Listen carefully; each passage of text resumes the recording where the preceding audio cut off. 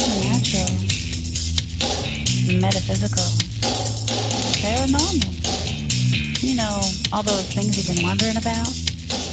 Are you ready to go deeper into the realms of the unknown? I hope you've got your walking shoes on, because life is an adventure, and this is the journey. Come on, let's go.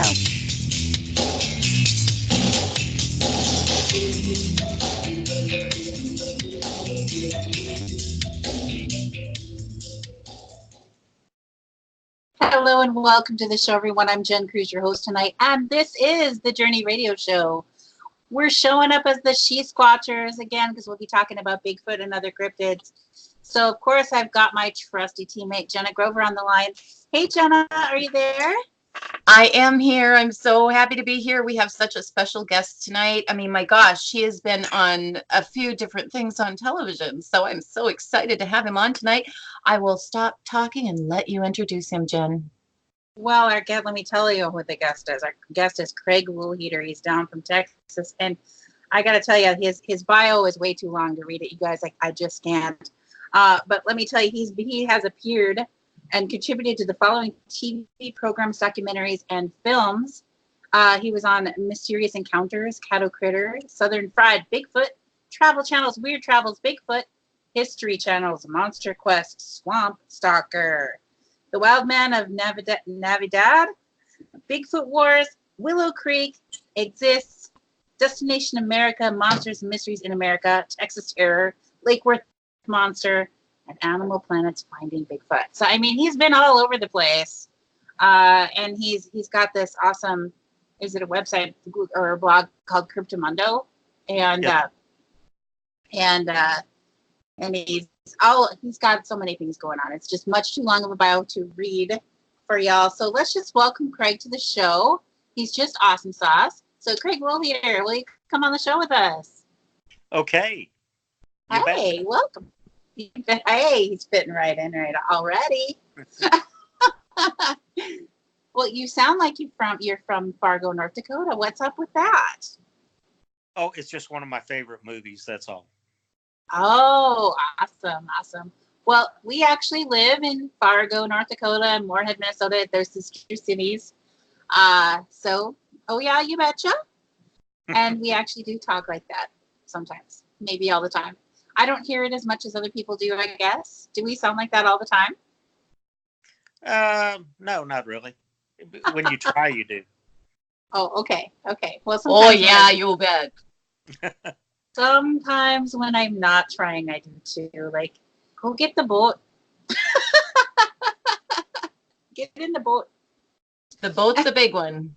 And I Yeah. didn't really even try to do that. We really actually do say boat. Same thing with bag and bag. I've been getting in trouble for saying bag or bag from Tammy. She's just like, Jena, it's bag. And I'm like, no, it's bag. You know, I'm sorry. It's bag. And yeah, bag. It's bag here. It's, like when I went down to Texas, I actually grew up in Texas. Half of my time, my parents were farmers. So we'd go down to Texas to our Texas home. And while we were there, I would meet friends and we would be in the car and they'd say, well, let's get down and go to the gas station. Well, they were saying, let's get out of the car and go to the gas station. And I was like, down. And then they said, well, you want a Coke? And I was like, yeah. And they said, well, what kind? And I was like, Coke? Because they say Coke for all the soda down there. So, and here we say pop. So, but enough about all that. We've got you here. So sorry. That's okay. Yes. I thought you were going to start talking about Paul Bunyan and Babe. No, I just about broke out into song, but I remember Jen said no singing again, so I will not do that. But yeah, I do love Paul Bunyan and Babe. Yes. Paul Bunyan. The big blue ox. Exactly. Oh, for fun. So tell us, Craig, how did you get interested in Bigfoot? Have you always been a believer, or how'd that happen for you? Well, when I was a kid, there was and this is going to make me sound like your grandfather's probably, but the summer of 1969, there was a case here in the Dallas-Fort Worth area of a strange creature that was seen and they called it the Lake Worth Monster. It was called the Goat Man. But I was actually a young child the summer of 1969, and it was on the front page of the paper in July of 1969 that sightings of this 7 foot tall, white hair covered creature that walked on two legs was seen by a lot of people, including law enforcement personnel and just people that were out there at the lake. It was kind of like a lover's lane area for teenagers. They went out there and kind of partied and parked and did all that stuff. And this creature was seen out there, and it was on July 10th and July 11th of 1969, which, we were only a week and a half away from landing on the moon the first time. But on the front page of the newspaper here in the Fort Worth area was about this, hair covered creature seen out at the lake.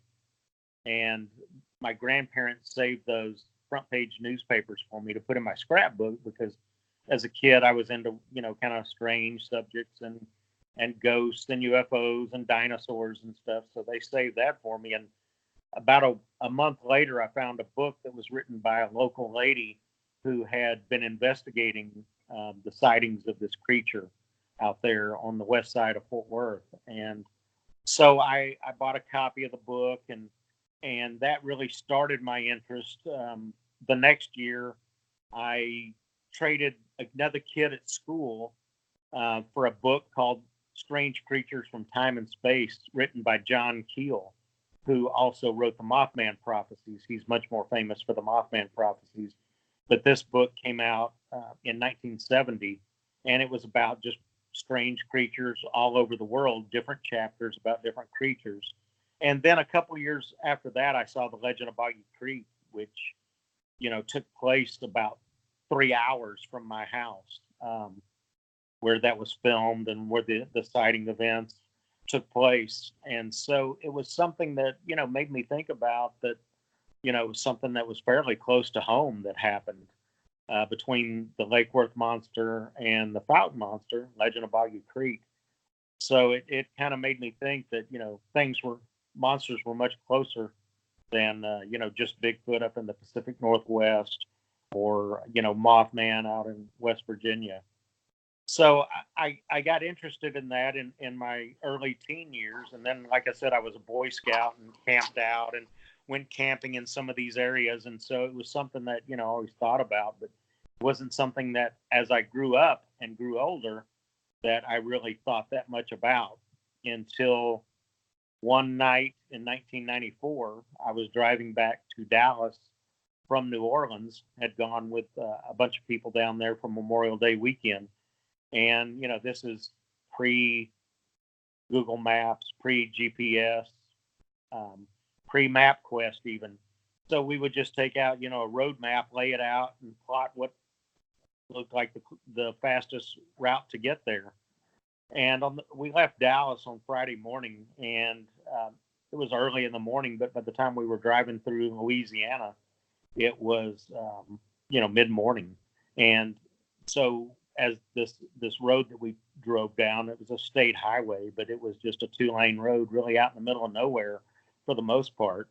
And on the way down there, it was broad daylight, so it didn't seem like anything, unusual or anything like that. But when we drove back on Monday night, which was actually May 30th, 94, Memorial Day, by the time we got to this area, it was, between 11 and 12 o'clock at night. So it looked much different near midnight than it did mid-morning.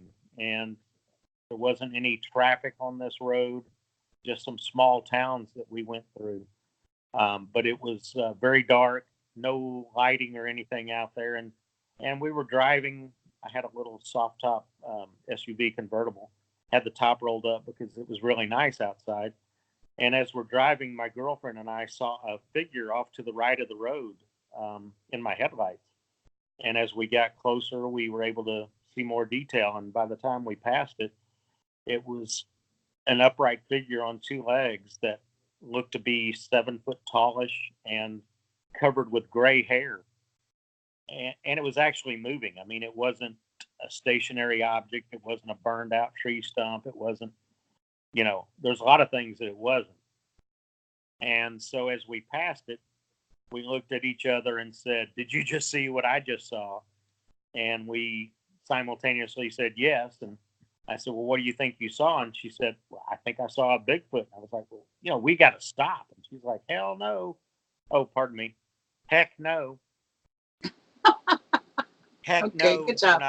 We're not stopping. So we didn't. We drove through this little town called Bunkie, Louisiana. It's only a couple hundred, maybe back then it was probably a couple hundred people. But it was about 11:30 on a Monday night, a holiday, and there wasn't anything open, anybody out.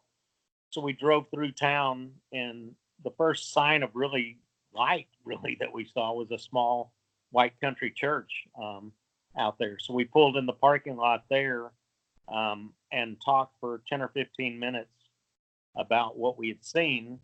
And we had to get back on the road. We had to be back the next morning. And we were still, at that point, I think about 6 hours away from Dallas. So we got back to town, and it's not something that we really talked about. I didn't discuss it with anybody, talk to anybody about it. It was just something that happened to us that was, a strange encounter with something we saw off to the right of the road. It was only, 15 to 20 feet from the passenger side of the vehicle. So she got a really good look at it. And I did too, but I was driving and it was on the other side of the car. But, and this is going to sound really strange to you guys or gals, but it was still, this was in 1994. So I wasn't even on the internet at that time. It was still three more years before I got on the internet. And the first thing I started looking up was Bigfoot, and there was some stuff out there. Certainly not like it is today. The BFRO was out there in a very primitive form. There were message boards and forums and such. And so I got on the message forums and started communicating with people, other people that were interested in Bigfoot, other people that had had experiences, other people that, investigated, and found another gentleman that lived close by to me at this point. And so we started talking, and we decided to start up a research organization, the Texas Bigfoot Research Center. This was in June of 1999. So, we put up a rudimentary Angel Fire website with a report form, and people could contact us. And like I said, we started getting reports from people of experiences they had. We started talking to people that wanted to get involved and go out in the field and go look, in areas where people had reported sightings. So, we started doing that, and people got involved. The very first weekend that we went out, myself and the other gentleman that I started the group with, we went out to an area where there had been activity reported, and just on a stakeout overnight on this 20-acre piece of property that was very near Cooper Lake in East Texas.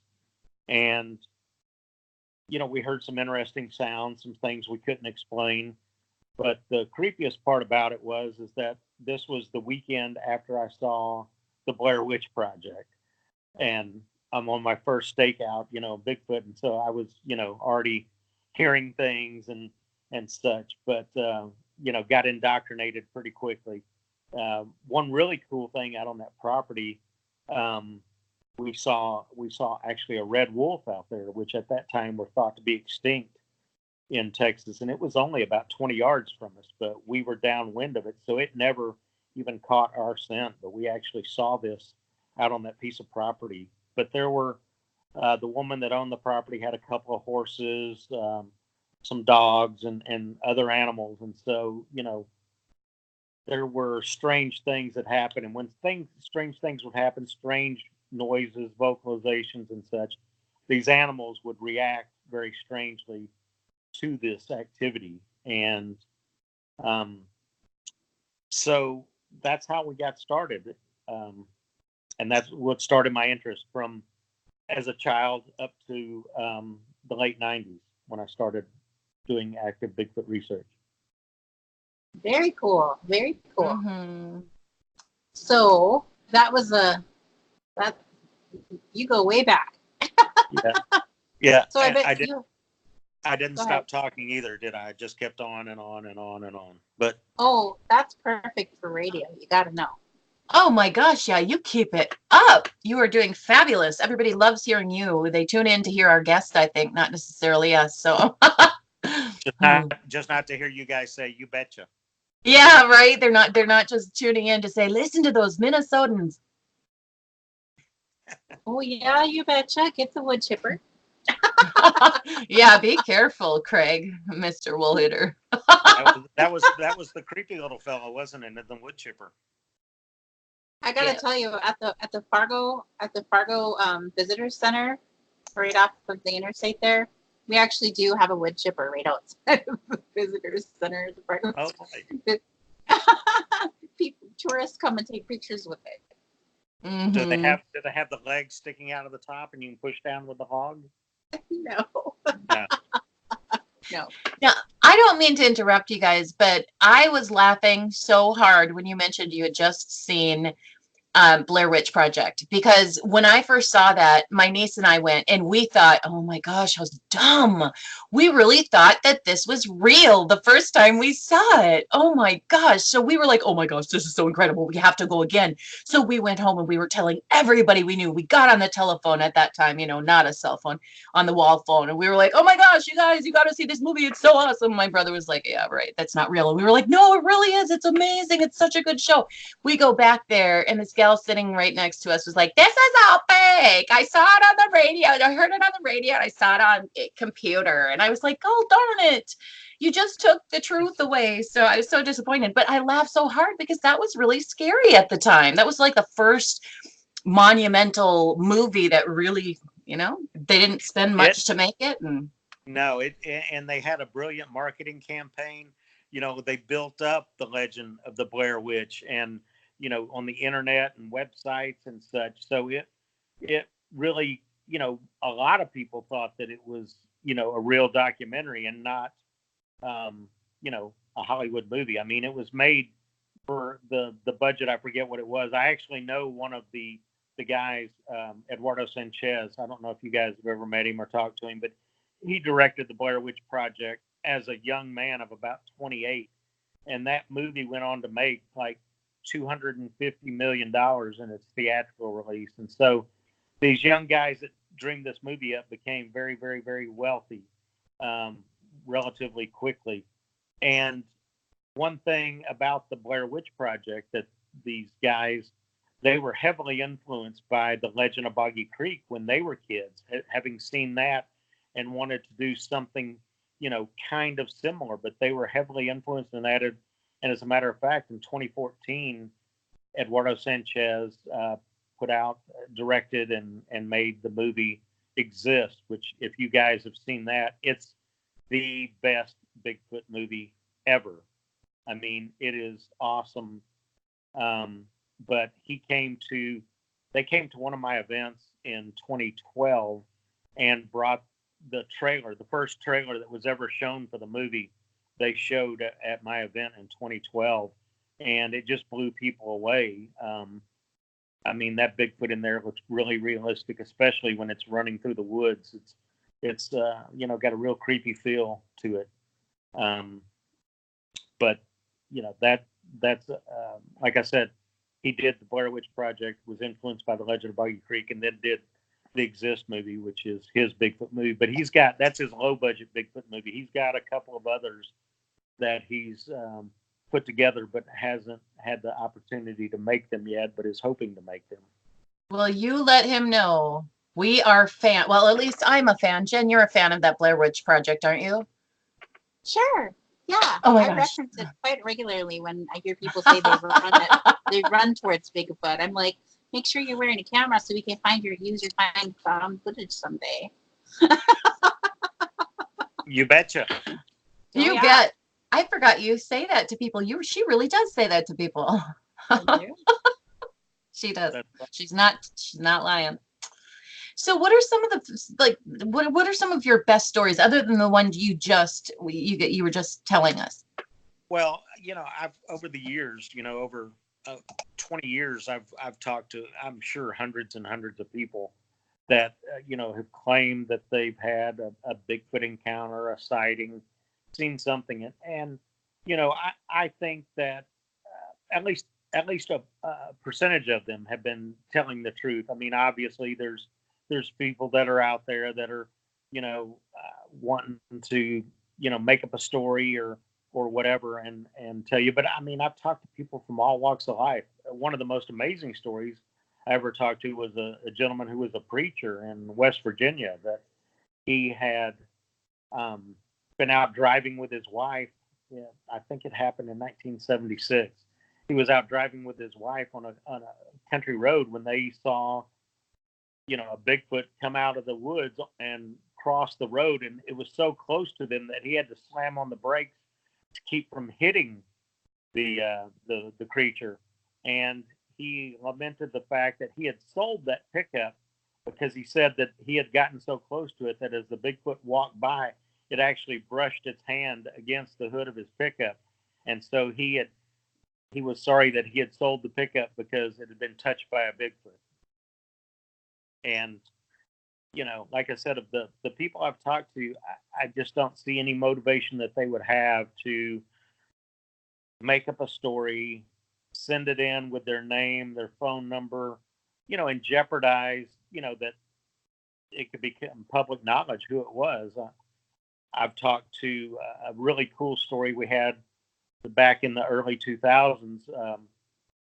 A girl that was out driving around down near Houston, down near the nuclear power plant down there, had been driving and had actually seen a very tall figure out in the rice field that was nearby. So it was, rice paddies, and she had seen a figure that was much taller than a normal human, that was like gray. She just had a little cheesy 110 Instamatic camera that she had taken a picture with. But we went back, we had sent people back down there to recreate it, and gone out there and stood, at the place where she was, that took the picture, and then had somebody go way out in this field. And, it was much taller than a person out there at that distance. The really cool deal about that story is that it got picked up by a local newspaper down there. And so it told about the sighting, it told about us, it told about, we had a toll-free number at that time that people could call and report a sighting to. And that was published in the Sunday morning paper out there in, I can't recall off the top of my head, but in El Campo, I believe. But there was this couple that lived out there that received that newspaper. But what happened was, that Saturday night, they had been sitting out on the porch, and they had something jump out of the trees and onto, they had a trailer that was in their driveway, and it was something that was large enough that when it landed on the tongue of the trailer shifted and went down, and then it jumped off of there and jumped into the woods back behind their house. And they sent in their story, actually called it in to our toll-free number, and described it as about a 6-foot muscular spider monkey, is what it looked like to them. Well, they were really startled by this, and so they actually called 911, and they made a report that there was something that they had seen. When they made the report, they actually reported it as a prowler, because they didn't feel that they'd be taken seriously if they reported a 6-foot tall muscular spider monkey had jumped on their trailer and then jumped in the woods. So they actually dispatched an officer out there to go out there and check it out. And when he got there, they actually told him what actually happened. And so he took a report of it and left. And that was the end of that story, except Sunday morning when they opened up their newspaper. Here's a story in the newspaper 30 miles away as the crow flies about a large hair-covered being that had been seen creature out in the field out there.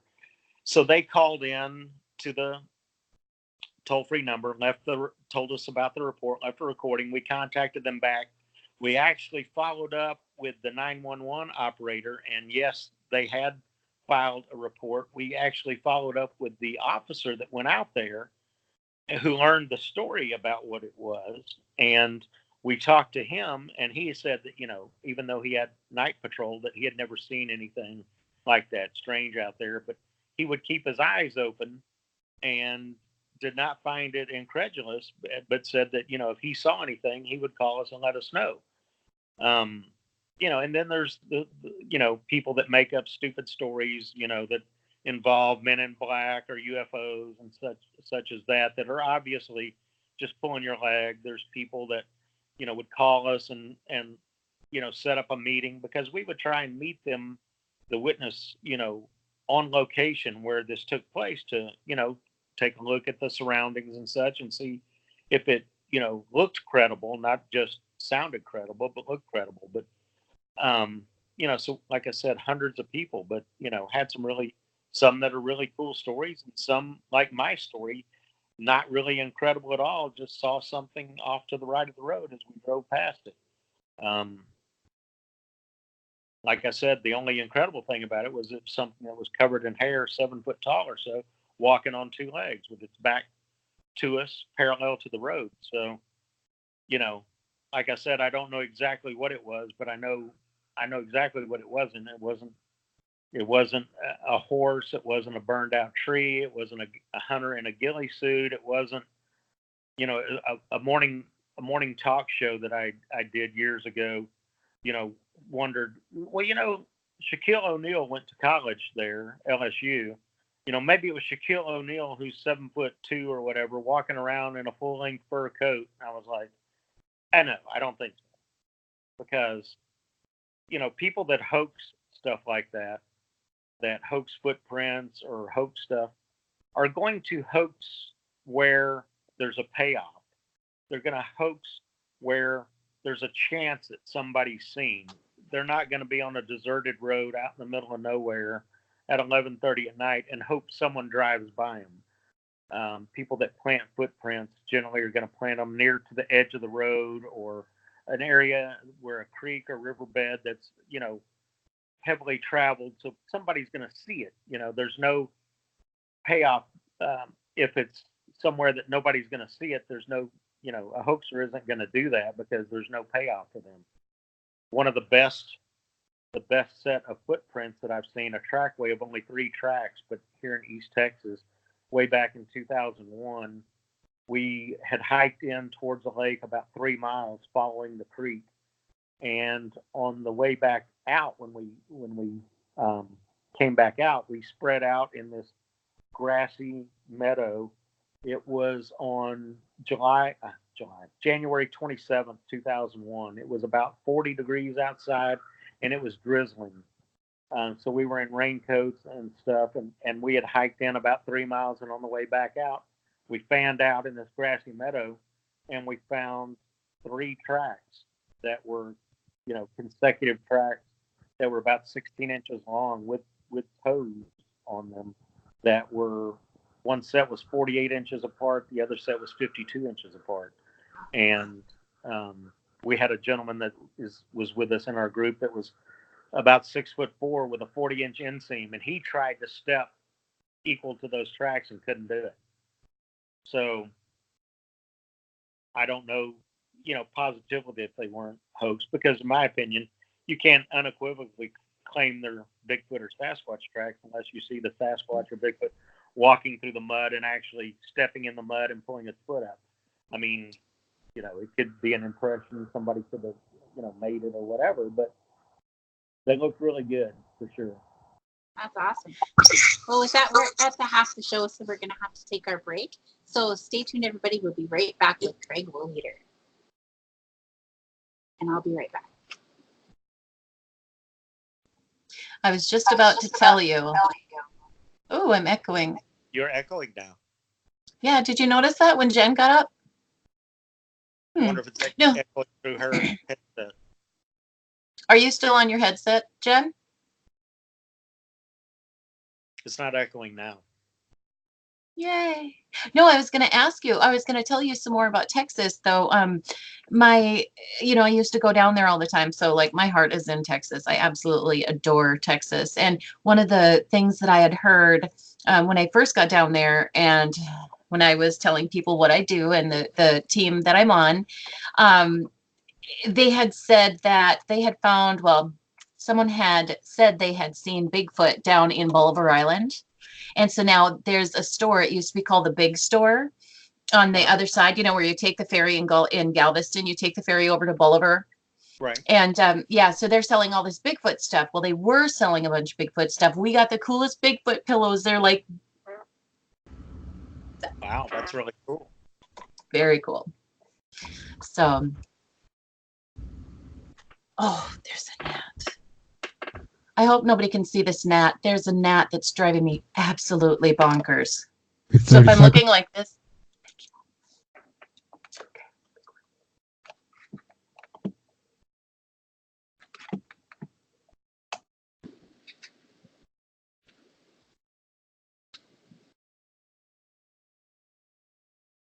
10.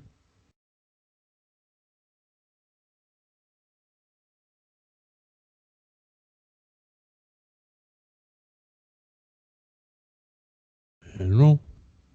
Welcome back to the show, everyone. I'm Jen Cruz, and this is the Journey Radio Show. When we are not live on the air, you can find us online at thejourneyradioshow.com.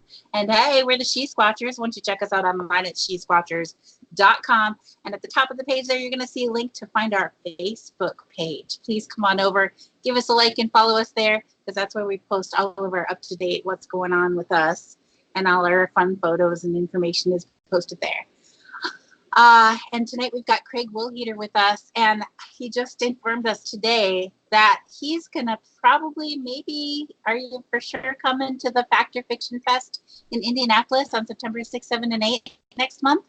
That's the tentative plan right now. I mean, I'm not speaking, but I'm good friends with Jeff Byers of Creature Replica, and he's hooked me up to come up. So I'm planning to. Well, we hope so, because that would be so cool to meet you in person, because we're going to be there. We're really excited. We're very excited. Well, you gals get around. You guys are traveling all over the country. Well, we are actually. This year we're going coast to coast, so we're kind of excited about that. We've got, tomorrow we're leaving for Kansas City Paracon. They've had us speak there 3 years in a row now. It's been fun. And then next month we've got Factor Fiction Fest. Then we've got the Bigfoot Music Festival again in Reamer, Minnesota. That's always fun. In October we're doing the Georgia Bigfoot Conference, and in November we're speaking out at the Sasquatch Summit. We're excited about that in Ocean Shores, Washington, and I've never been to Washington State before, so I'm really excited about that. It's a very cool event. Very cool out there. I believe that I attended that in either 2016 or 2017. That the Sasquatch Summit out there at the casino. So it's cool. And on the way out to the casino, depending on where you stay, you guys will probably be staying there at the hotel at the casino. But it's very close to the area, Grays Harbor there, where some of the best Sasquatch tracks ever were cast back in 1982 by a sheriff's deputy out there that got a report in of suspicious activity and went out there and found a whole lot of Sasquatch tracks and cast a couple of those, and matching foot was found.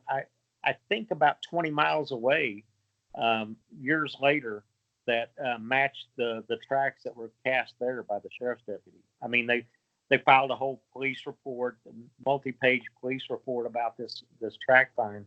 So it's really cool. So if you get a chance to go by Grays Harbor there on your way out there, it's not very far away at all.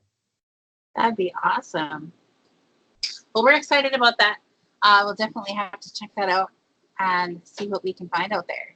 I don't know I don't know the weather out there in November, but we're flying out there. We're not going to drive that. We often drive but I don't want to drive through the mountains in the wintertime. That's just, I'm sure it'll be cold and rainy that time. okay. Well, hey, that's better than Minnesota, where it's usually cold and snowing. I guess you guys do get quite a bit of snow there. At least in the movie, it shows blizzards and such. That's for sure. We do. Well, I have to say, people ask us all the time if we get blizzards in the summertime. And I have to tell everyone out there, no, that is not the case. We do not get blizzards in the summertime. However, we up in this area get to experience each season to the extreme fullest. It's not just a little hot when it's hot here. It is hot. You know what I mean? So, Really? and I could do that with every single one of the seasons. Like, yeah, but I'm not going to do that to everybody. Summer. No, I won't sing. Okay, that's enough. She almost said, I told you, I always have to tell her before every show, no singing. You know, you sing when you're happy. At least I do. But I'm going to put myself on mute for a minute and let you two talk. Okay. Okay. So Craig is probably coming to Fact Fiction Fest. Is that the case? Probably. that's the case. This is getting better all the time. Yeah, that's next month, September. Then the month after that is my event, the Texas Bigfoot Conference in Jefferson, Texas, that I started back in 2001 hosting that event.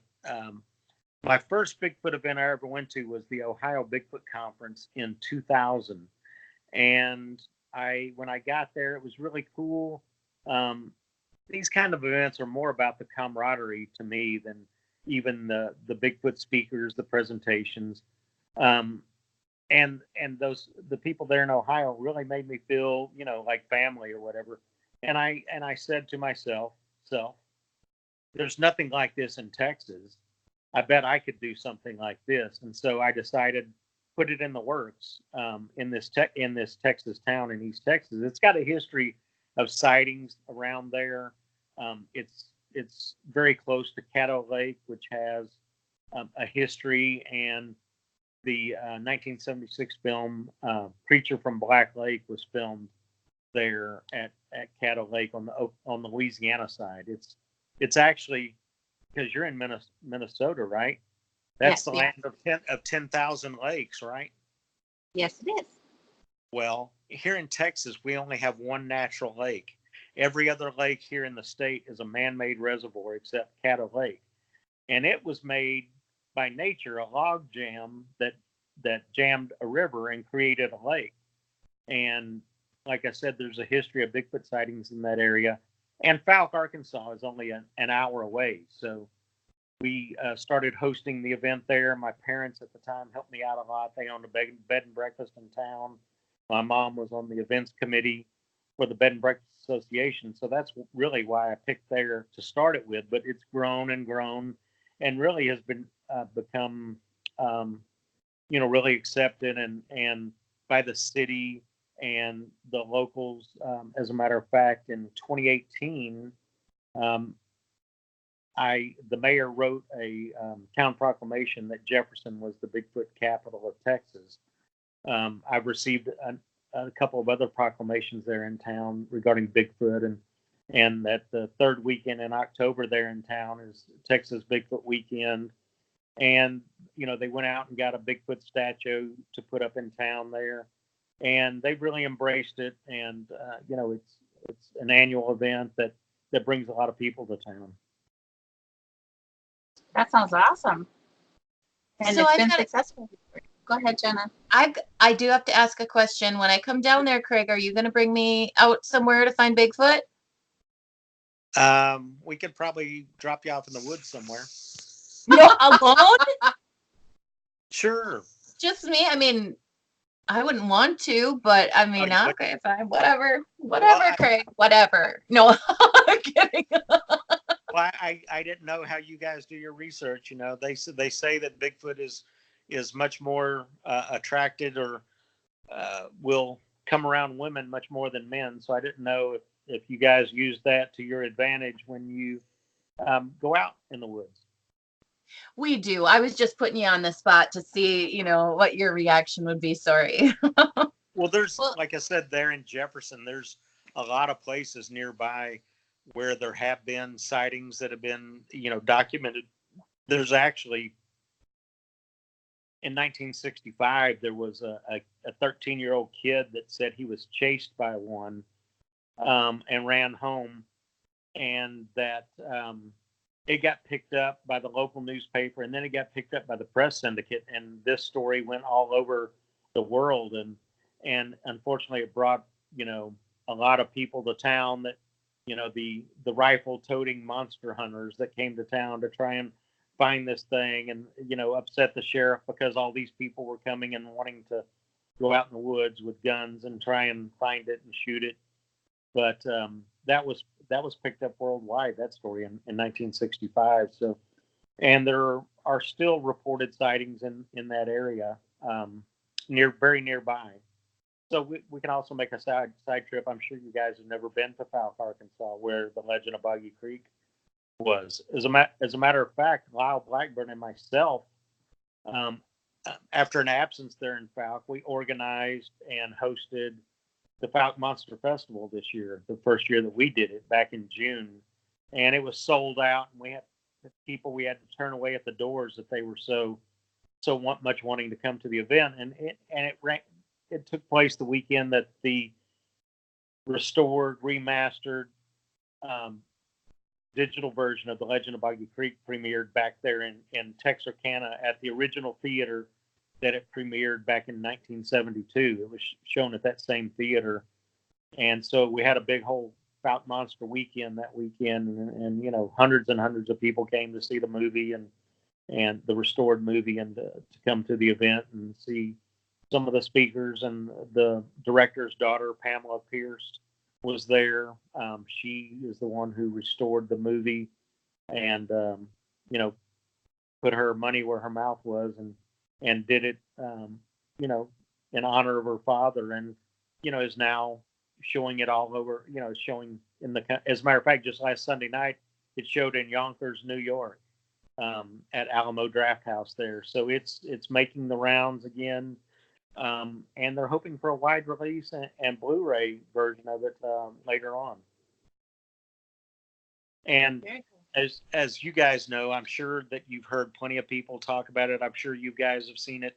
I know people, especially down here in the South, when we will at our conference talk about how many people are here because they saw the Legend of Boggy Creek, and usually it's more than half of the people in the audience will raise their hand because they saw that as a kid. It scared the heck out of them, and it's something that they've enjoyed watching with their family. It's still a family friendly film. It's rated G, but it has some genuine scares in it too, and it still holds up after all these years. It's still a really, really good movie. That's awesome. Very cool. Well, I think Jena meant if she comes down there by herself, because she's down there for the whole winter.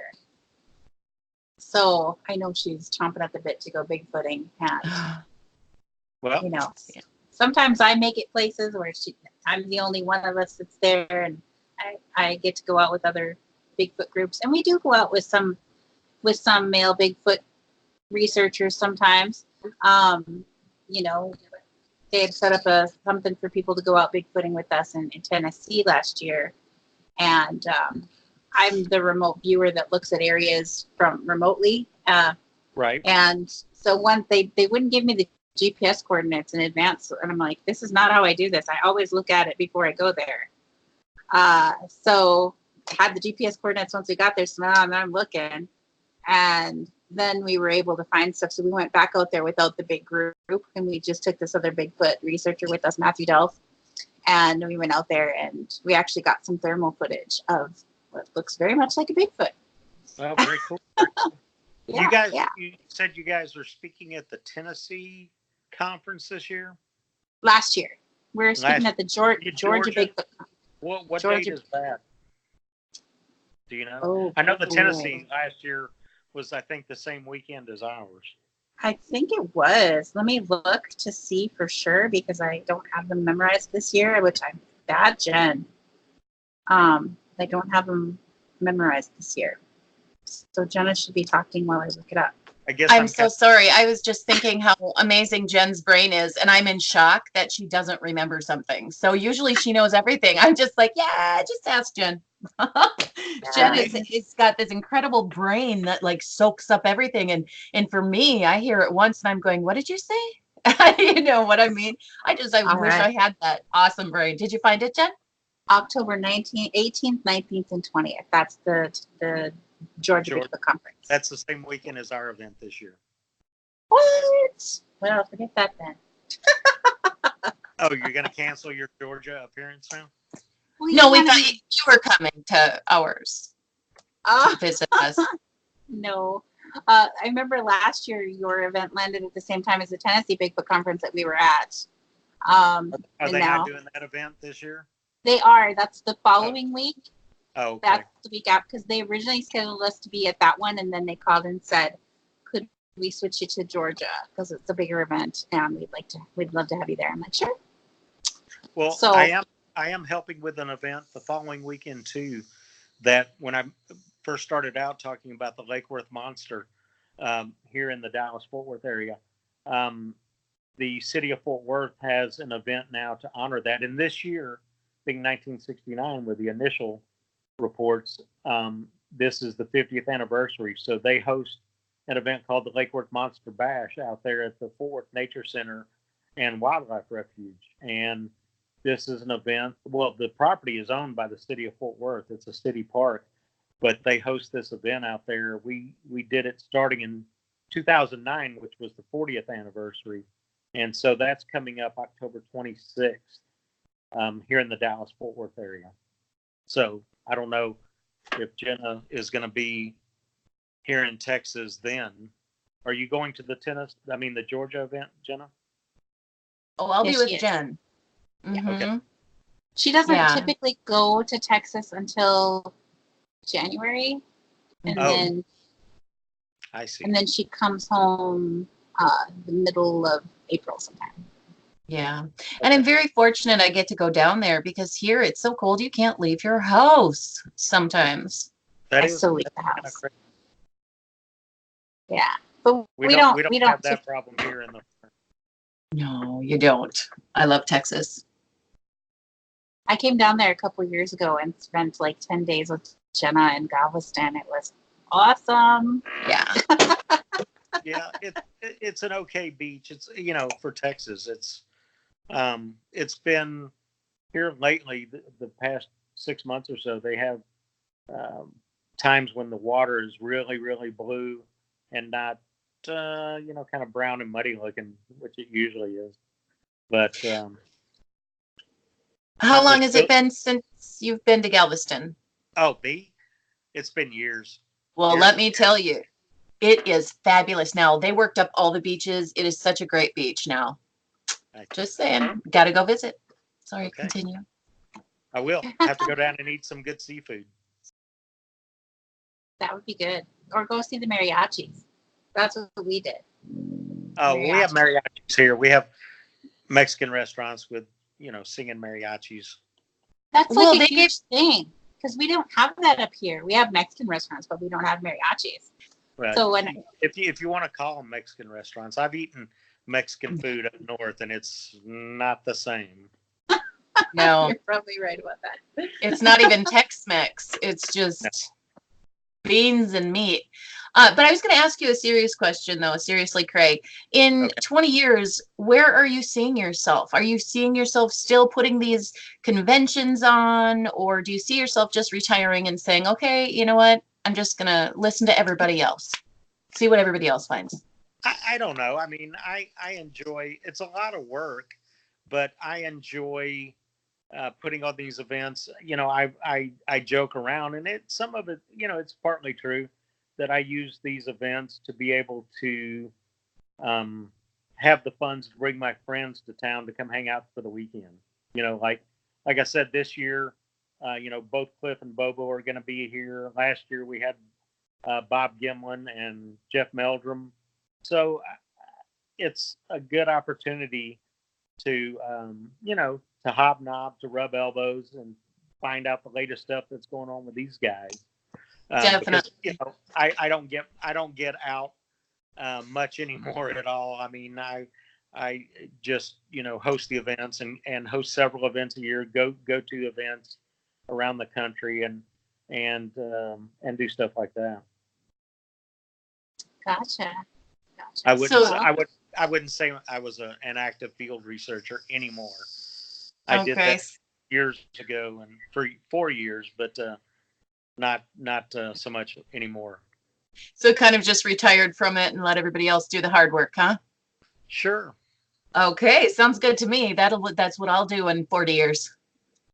40 Maybe. years. Good God, Wait a Jenna, minute. we'll be in a nursing home by then. I forgot how old I was momentarily. I'm so sorry. It happens at my age. She still thinks she's 16. No, I feel like in my late 30s, late 20s, early 30s. That's how I feel. And gall darn it, that's what I'm gonna pretend to be. I guess I'm on the radio, but I didn't say my real age. How old are you, Craig? 52? No. He's not saying. You see that? Yeah, you could have done the math. I talked about the Lake Worth Monster in 1969, so I was a kid then. So Yes, I was just trying to be nice. You know how when you ask women how old they are and you're All not right. supposed to. You're not supposed to do that. oh, well, yeah, you're right. You're right. That's a Southern thing too. You do not ask a woman how old she is. I love Southern charm. So you should know better. Oh yes, I'm so sorry. I shouldn't have. But we're on the Ac- radio. I was curious. Actually, in March I will be 60. Really? Congratulations. And wait, March what? I'm 10th. So I'm a Pisces. I'm Aries. Oh, okay, so you're in the 20s and up. 25th. 25th. Okay, my father was on the 21st. Good people. So now that you know when his birthday is, it's going to require a present. Yes, you got. Oh, see so you now I'll be in make- Texas. and Jena makes all kinds of cool Bigfoot jewelry and stuff. You know what? I'll send you a man's necklace. I'll make something really cool for you. Really cool. Bigfoot related. Well, of course, of course. I don't know. There wouldn't be a lot of other things I think you'd be interested in my jewelry. So It wouldn't be Bigfoot like is. a Bigfoot fecal sample or anything, would it? You know what? If I No. send it to you, maybe you could get it tested for us. Hey, Craig, do you have a lot of contacts in your area that might be able to test some hair samples? Oh boy, now can you? Let me You take bet. a drink. Let me take a drink real quick. I know. There you go. Sorry about that. No, that's okay. Hopefully your video editor can take that out. Oh no, we're just at this. We're I'm sorry. just live. We're just Well, live. I know that Live, baby. that Jeff Meldrum has was requesting samples, and I believe he's a good friend of yours. He's been a good friend of mine for a long time. Lauren Coleman was organizing, taking people's hair samples to get them tested. Awesome. So there's a girl out in, I think she's in Oregon or Washington, Cindy Dosen with the BFRO, that she has access to do. I don't know if she actually does DNA testing or if it's just visual under a microscope and then can pass it along. That's what Henner Fehrenbach did for many years. He didn't do DNA, but he examined them and looked at characteristics to see if they matched other hair that was suspected to be from a Bigfoot. Very exciting. So what is the best evidence that you have ever come across? That I've come across? Well, I found those 3 tracks in the mud in 2001. That's the best physical evidence that I've ever come across. The best evidence for Bigfoot is the Patterson-Gimlin film, in my opinion. I believe that is an animal a creature, whatever you want to call it, that was captured on film. I don't think it's hoaxed. I don't think it's a man in a suit. I don't think it's, there have been, I think so far there's been at least 5 or 6 guys that have claimed to be the man in the suit. So it must have been awfully crowded in there. It must have been. It must have been. Oh, everybody. Thank you, everybody in the chat room. They're wishing me a happy early birthday. When is your birthday? It's this Saturday. We're going to be at the Kansas City Faircon. So when they asked us to make a little video ad for it, of course, I was like, hey, it's my birthday. Bring some presents. And She you did. can cry if you want to, I guess. Oh, I won't cry. I won't cry. Okay. What, Jenna? I just about started singing a song that started with that. I'm just going to stop now. Yes, just don't. Just don't. You were going to sing happy birthday? It's my party, and I'll yeah. cry if I want to. She doesn't get to sing. No. Oh, It's very hard for her not to do it. It's very it hard. is. I hear people. You guys would have to be paying royalties. Right? I That's know. exactly why we don't sing. I got to put myself on mute. You just said royalty. Remind me of another song. Okay. Katie in the chat room says, wow, Jen can now legally vote. Yeah, that's true, Katie. I can. Long time now. But yeah, thanks so much. So hey, we're gonna be at the Kansas City Faircon this weekend. So anybody in the area should come out and say hi and celebrate a birthday and celebrate Bigfoot with us and bring presents. Hint, hint. Presents are accepted, right? All right, we have 1 minute left of the show. Craig, can you please tell people where they can find you online so that they know? Well, the best place to find out information is on Facebook, to look up the Texas Bigfoot Research Center, look up the Texas Bigfoot Conference. Like I said, Lyle and I are now organizing the Fountain Monster Festival.